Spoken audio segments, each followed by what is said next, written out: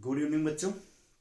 आज पढ़ेंगे हम इम्यून सिस्टम का जो दो बचा था इनेट इम्यूनिटी में, जो जिसको हम सहज प्रतिरक्षा करे थे। उसमें हमने पहला पढ़ा था फिजिकल बैरियर, दूसरा पढ़ा था फिजियोलॉजिकल बैरियर। तो ये दोनों हो गया था। इसका वीडियो आपको मिल जाएगा, यूट्यूब पे आप देखेंगे, ठीक ना। इसका वीडियो भी डाल दिया गया है। देखिए, आप हमारे चैनल को सब्सक्राइब करिए और शेयर करिए ताकि और बच्चों तक ये पहुंचे और उनको पता चले कि फ्री ऑफ कॉस्ट जब क्लासेस चल रही हैं तो आपको फीस देने की क्या ज़रूरत है, ठीक है ना। तो देखेंगे हम इसमें जो हमारा क्या है, दो बचा हुआ था जिसको हम बोलेंगे एक कोशिकीय रोध सेलुलर बैरियर, और हमारा दूसरा है क्या बोलते हैं उसको, साइटोकाइन बैरियर। अब ये देखिए, हम इन्हीं के बारे में क्या करेंगे, पढ़ेंगे। चलिए स्टार्ट करते हैं। देखिए, कोशिकीय बैरियर होता क्या है या कोशिकीय रोध क्या होता है। देखिए, हमारे शरीर के अंदर पाई जाने वाली ऐसी कोशिकाएं जो बाहर से आने वाले विभिन्न प्रकार के जीवाणु, रोगजनक, माइक्रोब, सूक्ष्म जीव जो हमारे शरीर को हानि या रोग पैदा करते हैं या हानि पहुंचाते हैं, उनके खिलाफ या उनको रोकने के लिए क्या करती हैं, प्रयास करती हैं या उनको रोकने के लिए एक बैरियर का निर्माण करती हैं। उसी को हम बोलते हैं कोशिकीय रोध या सेलुलर बैरियर। मतलब कोशिकाओं के द्वारा उत्पन्न रोध को, कोशिकाओं के द्वारा उत्पन्न रोध को हम कोशिकीय रोध कहेंगे। ये रोध किसके खिलाफ होगा? यह रोध हमारे शरीर में आने वाली वे सभी तत्व यौगिक, जो भी आपके लीजिए सूक्ष्म जीव, बड़े जीव, जो हमारे शरीर के अंदर प्रवेश करके हमारे शरीर को नुकसान पहुंचाएं या हमारे शरीर को रोगग्रस्त करें, उनके खिलाफ ये जो कोशिकाएं होती हैं, वो कोशिकाएं एक विशेष प्रकार का बैरियर या रोध उत्पन्न करती हैं। उसी को हम कोशिकीय रोध कहते हैं। अब इसी को हम एक एक करके पढ़ेंगे। देखिए, इसमें हमारा पहला है पॉलीमार्फो न्यूक्लियर ल्यूकोसाइट्स। पॉलीमार्फो न्यूक्लियर ल्यूकोसाइट एक विशेष प्रकार का न्यूट्रोफिल्स है। और आपको पता होना चाहिए न्यूट्रोफिल्स क्या हैं। Neutrophils is a types of WBC, ठीक है ना। ये क्या है, डब्ल्यूबीसी का एक प्रकार है, ठीक है ना। तो देखिए, जो पॉलीमॉर्फो न्यूक्लियर, हम इसको इसलिए कह रहे हैं क्योंकि इनके अंदर ये जो कोशिकाएं होती हैं ल्यूकोसाइट, इनके अंदर बहुत सारे केंद्रक के लोब पाए जाते हैं, स्थान पाए जाते हैं, ठीक है ना। इनकी मात्रा जो क्या होता है, न्यूट्रोफिल्स होती है, उनकी मात्रा लगभग 62% होता है। और ये क्या होते हैं, जो ब्लड में क्या करते हैं, ज्यादा से ज्यादा मात्राओं में पाई जाती हैं और इनका जीवन काल भी अधिक होता है, ठीक है ना। देखिए, ये जो मार्फो न्यूक्लियर ल्यूकोसाइट्स है, ये चलन होते हैं, मतलब चलनशील होते हैं, मोबाइल होते हैं, क्या होते हैं, मूवेबल होते हैं, एक स्थान से दूसरे स्थान तक गति करते हैं। इनका जो स्वभाव होता है वो भक्षण करने का होता है। जैसे ये क्या करते हैं, जो जीवाणु वगैरह होता है उनका क्या करते हैं, भक्षण। उनको पूरी की पूरी उनकी कोशिकाओं को निगल जाते हैं, अपने अंदर क्या कर लेंगे, समा लेंगे और उनको क्या कर देती हैं, नष्ट कर देती हैं। इसका हम आपको ऐसे समझा सकते हैं, जैसे अमीबा को आप देखा है, अमीबा भी क्या करता है, भक्षाणु का क्रिया करता है। पैरामीशियम को क्या करता है, पूरी तरह से घेर लेता है और अपने अंदर ही क्या करता है, उसको डाइजेस्ट कर जाता है। वही प्रक्रिया क्या करती हैं, मार्फो न्यूक्लियर ल्यूकोसाइट्स करती हैं, ठीक है ना। ये जीवाणु को क्या करेगा, अपने अंदर, कोशिका के अंदर ले लेगा और उनको क्या करेंगे, मार डालेंगे या उनको किल कर देते हैं। तो पहला समझ में आ गया। दूसरा देखिए, दूसरे को हम कहते हैं मोनोसाइट्स, ठीक है ना। ये भी एक क्या है, कोशिका ही है, डब्ल्यूबीसी। क्योंकि आपको पता है डब्ल्यूबीसी क्या है, कोशिका ही है, वो कण है, ठीक है ना। तो जब हम आपको ब्लड पढ़ाएंगे तो आरबीसी, डब्ल्यूबीसी, प्लेटलेट्स, ये सारी चीजें बताएंगे वो होती क्या है, ठीक है ना।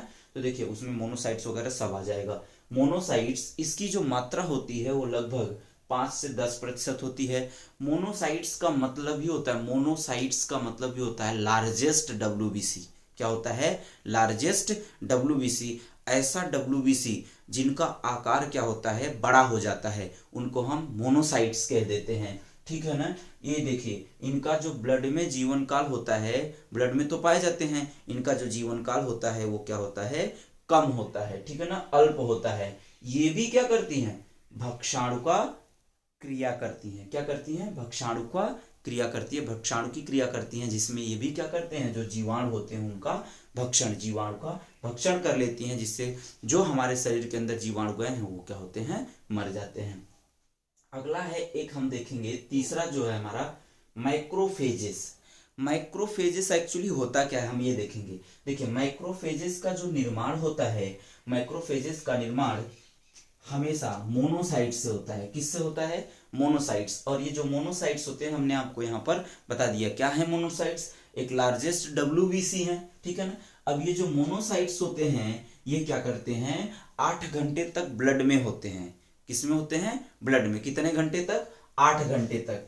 इसके बाद ये क्या होते हैं, ब्लड मतलब रक्त से बाहर आते हैं और किसका रूप बना लेते हैं, माइक्रोफेजेस का रूप बना लेते हैं और कहाँ चले जाते हैं, ऊतक में चले जाते हैं। और यह भी क्या होती हैं, जो माइक्रोफेजेस होते हैं यह भी क्या करती हैं, भक्षाणु का या भक्षण करने का स्वभाव रखती हैं। और ये भी आने वाले, बाहर से आने वाले शरीर के अंदर जितने भी जीवाणु, वायरस ये सब होते हैं उनको क्या करती हैं, किल कर देती हैं, ठीक है ना। इसमें अभी देखिए एक और है, जैसे एनके सेल। एनके सेल आपको हमने प्रीवियस वाली वीडियो में बताया था, लेकिन थोड़ा सा बताया था कि इसका पूरा नाम क्या होता है, natural killer cell. Natural killer cell, ये जो नेचुरल किलर सेल होते हैं इनका जो निर्माण होता है वो रेड बोन मैरो, लाल अस्थिमज्जा से, अस्थिमज्जा होता है ना तो उसी में होता है एक लाल अस्थिमज्जा, उसी लाल अस्थिमज्जा रेड बोन मैरो से होता है। और ये क्या होती हैं, कहाँ स्थित होती हैं या कहाँ पाई जाती हैं, लिम्फ नोड,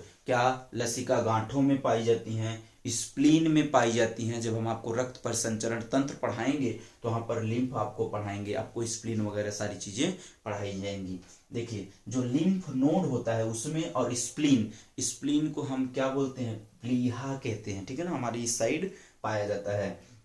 ये है क्या, एनके सेल एक्चुअली है का, एक जो एनके सेल या नेचुरल किलर सेल हैं ये एक विशेष प्रकार की क्या होती हैं, लिम्फोसाइट्स है, ठीक है ना, क्या होती हैं, लिम्फोसाइट्स। अब आपको पता होना चाहिए lymphocytes is a part of WBC, ठीक है ना। ये क्या होता है, लिम्फोसाइट WBC का पार्ट होता है। जैसे ल्यूकोसाइट, जो क्या होते हैं, ल्यूकोसाइट्स होता है, ल्यूकोसाइट्स मतलब WBC का दूसरा नाम है, उसी में क्या होता है, लिम्फोसाइट उसी का एक सब टाइप है, ठीक है, ये समझ में आए। देखिए जो नेचुरल किलर सेल होती हैं ये दो तरह से क्या करती हैं, कोशिकाओं को भ्रष्ट करने का काम करती हैं। कितने तरह से, दो तरह से। एक हम बोलते हैं साइटोलिसिस, एक को हम क्या बोलते हैं, वहां जगह नहीं था तो हम यहाँ लिख दे रहे हैं, एक को हम क्या बोलते हैं, जरा, एक को हम बोलते हैं साइटोलिसिस, एक को क्या बोलेंगे, साइटोलिसिस। साइटोलिसिस, साइटोलिसिस का मतलब क्या होता है, साइटो मीन्स होता है कोशिका, साइटो मीन्स होता है, आपको पता होना चाहिए, साइटो मीन्स होता है सेल, सेल के अंदर पाए जाने वाले क्या होते हैं, जो क्या होते हैं, तरल होते हैं। और लिसिस का मतलब होता है ब्रेक करना। तो किसको ब्रेक करेंगे, यहाँ पर साइटोप्लाज्म को नहीं ब्रेक करेंगे, किसको ब्रेक करेंगे, सेल को ब्रेक करेंगे, सेल को ब्रेक करेंगे। आप इसको साइटोलिसिस या सेल लिसिस कहेंगे। जैसे कैसे होगा ये, देखिए जो नेचुरल किलर सेल होती हैं जो बोन मैरो से बनाई गई हैं, लिम्फ नोड और स्प्लीन में पाई जाती हैं, ये एक विशेष प्रकार की प्रोटीन को रिलीज करती हैं। जो प्रोटीन जीवाणु की जो कोशिकाएं होती हैं उन जीवाणु की कोशिकाओं में छिद्र बना देती हैं, जिसके कारण इनके अंदर क्या होता है, पानी प्रवेश कर जाता है और वाटर भर जाता है, जिस कारण इनकी कोशिकाएं क्या होती हैं, स्वेल, फूल जाती हैं और फूलने के बाद फट जाती हैं, जिससे कोशिका की क्या होती है, जीवाणु की कोशिका की क्या हो जाती है, मृत्यु हो जाती है। तो ये समझ में आया साइटोलिसिस। इसी के कड़ी में एक और है, इसका नाम है एपोटोसिस। एपोटोसिस, एक तो क्या कर रही है, पानी भर जा रहा है तो उसको ब्रस्ट कर दे रहे हैं, जिससे क्या हो रहा है, फट जा रहा है कोशिका। एक तो एपोटोसिस होता है, ये जो नेचुरल किलर सेल होती हैं ये बैक्टीरिया को या किसी भी कोशिका को क्या करती है, नेचुरली प्राकृतिक रूप से क्या करती है, मार देती हैं। जैसे बैक्टीरियल सेल हो गया, फंगल सेल हो गया। लेकिन याद रखेंगे ये जो कैंसरस सेल होती हैं उनके खिलाफ कोई भी प्रतिरक्षा अनुक्रिया नहीं देती हैं, कोई भी इम्यून रिस्पॉन्स नहीं देती हैं। किसके खिलाफ, कैंसर सेल के खिलाफ। तो ये क्लियर हो गया। इसी में आगे हम देखेंगे पहला, दूसरा, तीसरा, चौथा, पांचवा, और ये देखेंगे छठा जो जिसको हम बोलते हैं कंप्लीमेंट सिस्टम। इसको हम पूरक तंत्र कहते हैं। क्या बोलते हैं? पूरक तंत्र। तंत्र का मतलब होता है समूह, जो बहुत सारी चीजों से मिलकर बनता है। तो देखिए, ये जो पूरक तंत्र कंप्लीमेंट सिस्टम होता है, ये 20 प्रोटीन का बना एक तंत्र है जो एंजाइम के पूर्वगामी होते हैं। एंजाइम के पूर्वगामी का मतलब क्या होता है? मतलब जो एंजाइम के जैसे ही क्या कर रहे हो, कार्य करते हैं, या एंजाइम के जैसे होता है ना, सेनापति होते हैं किसी सेना में, तो क्या उन्हीं के इशारे पे क्या होते हैं, जो सेनाएं होती हैं वो कार्य करती हैं। तो इसी तरह से एंजाइम के ही जैसा, क्योंकि आपको पता होना चाहिए एंजाइम जो होता है वो प्रोटीन का ही बना होता है, ठीक है ना। तो ये एंजाइम के पूर्वगामी हैं, जो क्या होता है, इनका निर्माण जो होता है, इनका जो निर्माण होता है वो कहाँ पर होता है? लीवर या यकृत में होता है। और ये प्रोड्यूस करती हैं एक सीरम। ये क्या होती है? ये क्या है? प्रोड्यूस होती हैं कहाँ से? लीवर से। कौन? जो कंप्लीमेंट सिस्टम पूरक तंत्र है, जो एक एंजाइम के पूर्वगामी होता है, वो कहाँ से सिक्रीट हो रहा है या प्रोड्यूस हो रहा है? लीवर से प्रोड्यूस होता है, उसी में बनता भी है। ये कहाँ पर पाई जाएंगी? जो क्या होते हैं? सीरम में पाई जाती है। सीरम क्या है? आपको ब्लड, प्लाज्मा और सीरम में हमेशा अंतर या कंफ्यूजन होता है, हम आपको वो कंफ्यूजन आज दूर कर देंगे। देखिए, जो सीरम है, ऐसा रक्त, सीरम क्या है? रक्त का एक भाग है। बस क्या हो जाना चाहिए? जिस रक्त में रक्त स्कंदक नहीं पाए जाते हैं, जो ब्लड क्लॉट करने की क्षमता होती है, वो रक्त में ही पाए जाते हैं, वो रक्त में ना पाए जाएं, ठीक है ना। जब रक्त में क्या रक्त स्कंदन नहीं पाए जाते हैं, तो उस रक्त को हम क्या बोल देंगे? सीरम कह देंगे। और अगर उस रक्त में रक्त स्कंदन कारक हैं, क्या कोगुलेटिंग फैक्टर हैं, ब्लड क्लॉटिंग फैक्टर हैं, तो उसको हम फिर सीरम नहीं कहेंगे। अगर उनमें ऐसा रक्त जिनमें क्या है कि रक्त स्कंदक कारक नहीं है, उसी को हम क्या बोलते हैं? सीरम कहते हैं। और ये जो क्या होता है, प्रोटीन का बना जो एक कंप्लीमेंट सिस्टम है, ये कंप्लीमेंट सिस्टम जो होता है वो सीरम में ही पाया जाता है, जो लीवर या यकृत से प्रोड्यूस होते हैं। इनका काम भी वैसे ही होता है जैसा कि नेचुरल किलर सेल का है। ये भी क्या करेंगे? कोशिकाओं में क्या करते हैं?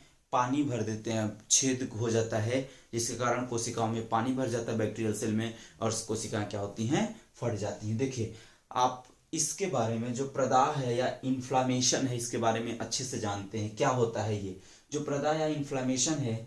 ये शरीर को माइक्रोब से बचाने का उपाय करती हैं। जैसे कभी कभी आपको देखे होंगे कहीं पर, कहीं पर क्या होता है, स्वेलिंग आ जाती है, या रेडनेस हो जाता है, या वहां पर जलन होने लगती है। जब कोई चीज ग्रो करता है तो वहां पर क्या होती है? जलन। जैसे माइक्रोब्स क्या होंगे, यहाँ पे क्या होंगे, जैसे ग्रो कर रहे हैं, तो हमारा शरीर क्या करता है, जो हमारी कोशिकाएं हैं, ये कोशिकाएं क्या करेंगी? बहुत ज्यादा क्या हो जाएगा कि बहुत सारे सबस्टेंस निकालेंगी, जो क्या कर देंगी? इन फॉरेन जो क्या है माइक्रोब्स वगैरह हैं, उनको मारने के लिए बहुत ज्यादा रिलीज हो जाती हैं, जिस कारण वहां पर क्या होता है? रेडनेस आ जाता है और फोड़े फुंसी बन जाते हैं, ताकि वो जो अब खराब हुई कोशिकाएं हैं वो फोड़े फुंसी के फॉर्म में, पस के फॉर्म में बाहर निकल जाएं, ठीक है। तो जहां पर क्या होता है? रेडनेस होता है, स्वेलिंग भी हो जाती, फूल जाता है, और फ्लेमिंग क्या होता है? जलन होने लगती है, ठीक है ना। और फीवर, जब हमारे शरीर में माइल्ड फीवर होता है, कम बुखार होता है, जैसे टेम्परेचर थोड़ा सा हाई हो गया, तो इसमें घबराने वाली बात नहीं है, क्योंकि वो क्या है?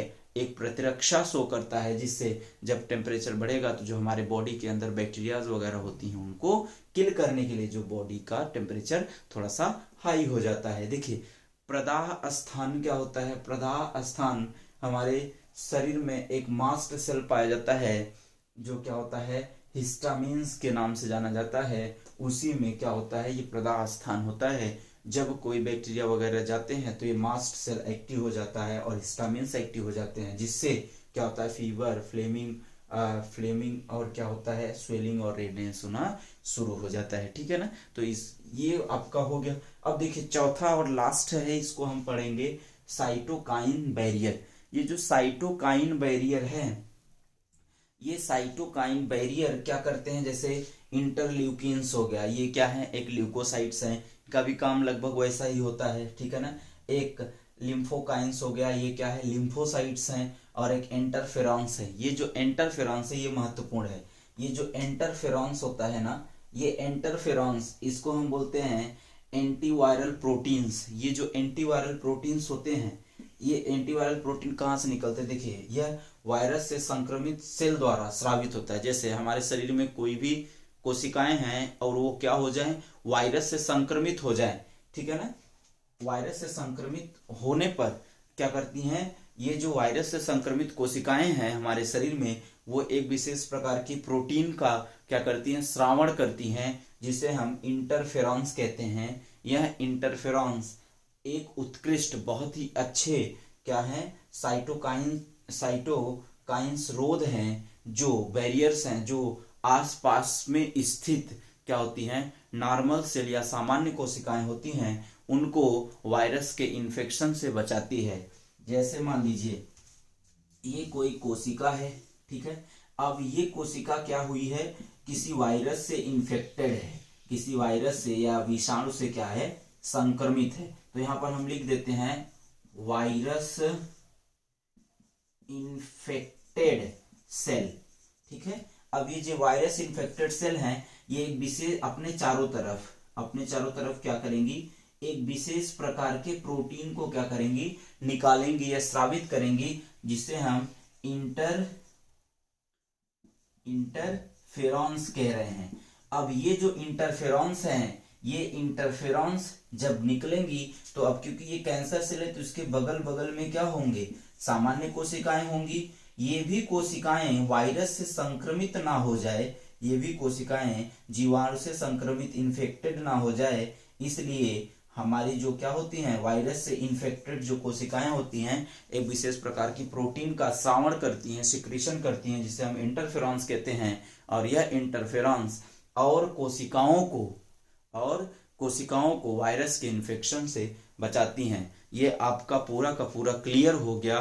क्या पढ़ रहे थे, इम्यूनिटी। ये पूरा वीडियो पढ़ लीजिएगा, तो आपको कहीं से कोई भी कंपटीशन में आप बैठेंगे 100% आपको इससे क्वेश्चन बिल्कुल मिलेगा, कोई दिक्कत नहीं है, मिलेगा ही मिलेगा। और दूसरी चीज, आपके यूपी बोर्ड के पॉइंट ऑफ व्यू से बहुत ही स्ट्रॉन्गेस्ट पॉइंट है ये आपका, ठीक है ना। आप इसको पढ़ लीजिए, ठीक है। पूरा का पूरा वीडियो डाल दिया गया है। इम्यूनिटी क्या होता है, इम्यून क्या है, वैक्सीनेशन क्या है, वैक्सीन किसे कहते हैं, ये सारी क्रियाएं हमने आपको टॉपिक बता दिया है। इम्यून सिस्टम में आपको पूरा का पूरा मिल जाएगा। Wish you all the best. Thank you.